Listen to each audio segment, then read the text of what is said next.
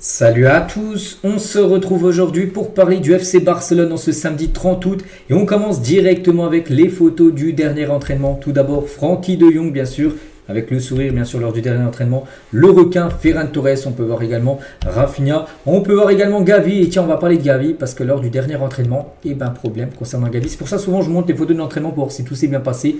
La plupart du temps, ça se passe bien.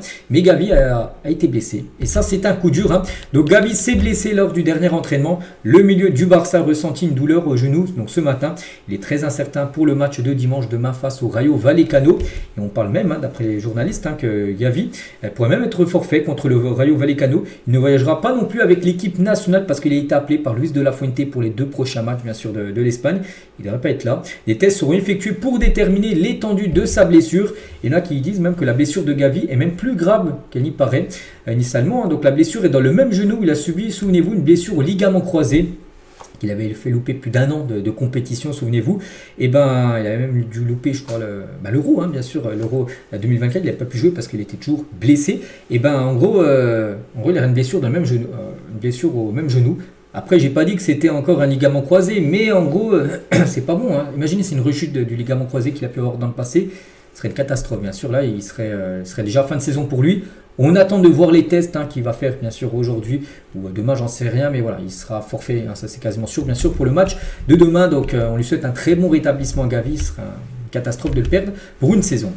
Bref, on continue, on va parler maintenant du programme du FC Barcelone. Donc, comme j'ai dit, demain, le Rayo Vallecano, on fera un peu l'avant-match bien sûr demain. N'oubliez pas qu'après, on pourra mettre à jour bien sûr le programme quand on connaîtra les affiches de Ligue des Champions. Bon, on connaît déjà les adversaires, mais on ne connaît pas encore ça sera qui la première affiche contre qui. Le Barça, bien sûr, jouera son premier match de Champions League.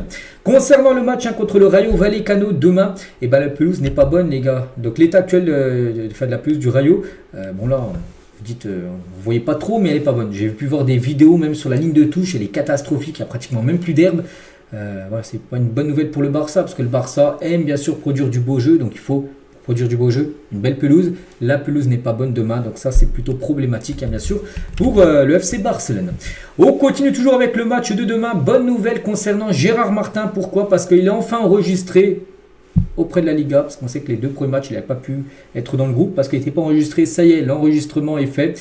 Il portera le numéro 18 du côté du FC Barcelone. On peut voir toutes ses statistiques. 1m86, Gérard Martin, 76 kg. Donc ça y est, il est bien présent. C'était un vœu, un souhait d'un de ses filles, bien sûr, de l'avoir. Bon, peut-être pas que ce soit titulaire, mais de l'avoir sur le banc. Là, c'est un joueur, un super sub bien sûr qui peut dépanner en cours de jeu, donc il sera bien présent bien sûr pour le match de demain. On continue cette fois-ci avec la liste de l'Espagne. Donc pas mal de joueurs du Barça ont été bien sûr appelés. Donc 7 joueurs, donc Cubarsí, Fermín, Pedri, Lamine Yamal, Ferran, Olmo. On peut voir que Gavi a été appelé, mais Gavi sera certainement forfait de ce qu'on a pu parler avant. Il sera certainement remplacé par un autre joueur. Donc les joueurs du Barça qui auraient pu être appelés bien sûr avec l'Espagne. Donc Baldé n'a pas été appelé, ça c'est quand même un coup dur pour Baldé, défenseur gauche titulaire du côté du FC Barcelone, mais il préfère d'autres joueurs. Il préfère peut-être, donc ça envoie à droite les défenseurs, on peut avoir peut-être Cucurella qui joue aussi à gauche, ou Grimaldo sont préférés à Baldé. Voilà, c'est dommage, parce que Baldé je pense qu'il est bien meilleur que les 2 autres. Bon, après c'est Luis de la Fuente qui fait la liste. A noter que Juan Garcia aussi pas appelé, donc il y a déjà les 3 gardiens, il n'est pas encore là. Bon, on pense qu'il s'il est bon avec le Barça, les gars, très prochainement, je pense qu'il fera partie d'une liste de l'Espagne. Juan Garcia, nouveau gardien. Donc il y a qui d'autre? Eric Garcia pas appelé. Casado, bon peut-être Casado du coup pourrait peut-être être appelé pour remplacer Gavi, on verra. Si Gavi officiellement, bien sûr, annonce son forfait, mais comme je dis, ça annonce compliqué pour lui de tenir sa place. D'autres listes, la liste de la Pologne avec bien évidemment, si on parle de la Pologne, c'est qu'il y a Lewandowski. Donc Lewandowski est bien présent là, tout en bas à droite. N'oubliez pas qu'à un moment il voulait même plus jouer avec la Pologne parce que avec le sélectionneur ça passait pas trop.